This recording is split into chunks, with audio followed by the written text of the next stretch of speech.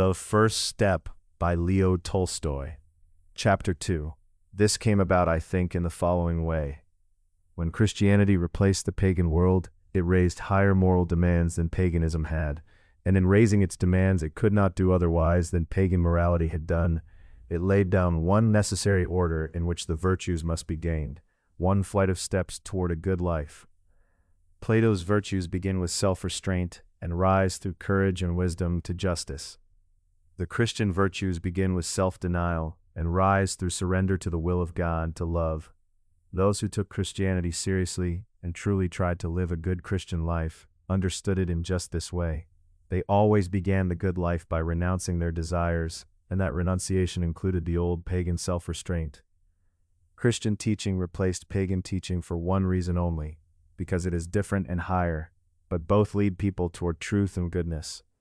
And since truth and goodness are always one and the same, the road to them must also be one, and the first steps on that road must be the same for the Christian as for the pagan.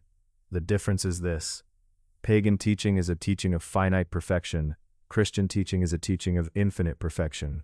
Plato holds up justice as the model of perfection. Christ holds up the infinite perfection of love. Be perfect as your Father in heaven is perfect. From this follows a different view of the steps of virtue. In pagan teaching, the highest virtue can actually be reached, and every step along the way has its own relative worth.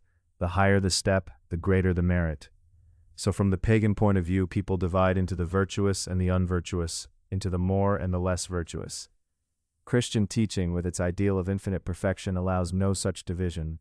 There can be no higher and lower steps. Measured against an infinite ideal, all steps are equal.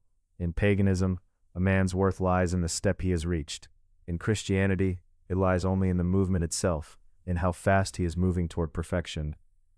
From the pagan point of view, the man who has prudence stands morally above the man who lacks it. The man who has prudence and courage stands higher still, and the man who has prudence, courage, and justice on top of them, higher again. But one Christian cannot be counted morally higher or lower than another.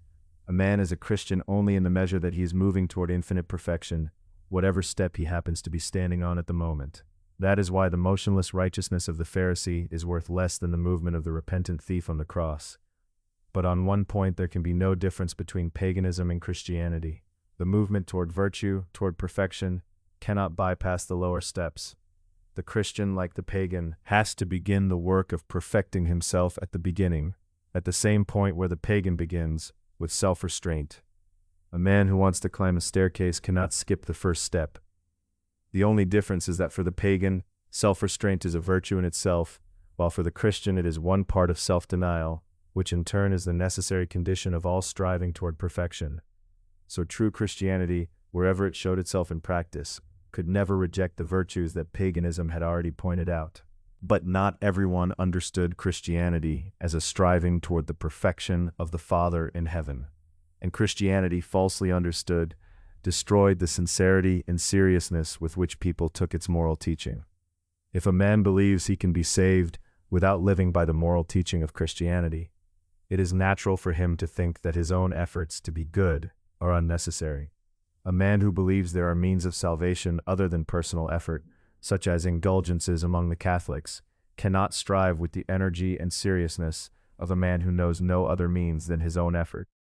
And a man who doesn't strive with full seriousness, because he counts on other means, will inevitably neglect the one unchanging order in which the qualities of a good life can be gained. This is exactly what happened to the majority of people who profess Christianity in outward form.